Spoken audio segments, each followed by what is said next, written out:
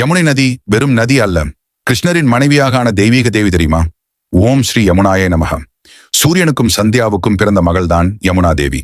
அவர் யம தர்மராஜாவின் இரட்டை சோதரி. அதனால் அவர் யமி என்றும் அழைக்கப்படுகிறார்.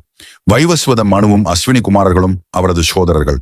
சூரியனின் உக்ரமான தேஜஸை சந்தியா தேவி தாங்க முடியாமல் தன் நிழலான சாயாவை அங்கு விட்டுவிட்டு சென்றாள். சாயா சந்தியாவின் குழந்தைகளை வேறுபாடு காட்டி நடத்தினாள். அதை உணர்ந்த சூரிய தேவன் உண்மையை அறிந்து சந்தியாவை தேடி சென்றார். அப்போது தாயின் பிரிவால் துயரமடைந்த யமி தேவி அழுதார். அவரது கண்ணீர் தெய்வீக நதியாக உருகி பூமிக்கு வந்து யமுனை நதியாக பாய்ந்தது. அவர் பாலகிருஷ்ணரின் அனைத்து பால லீலைகளையும் கண்ட புனித நதி. மேலும் விஷ்ணுவை கணவராக பெற கடுமையான தவமும் செய்தார்.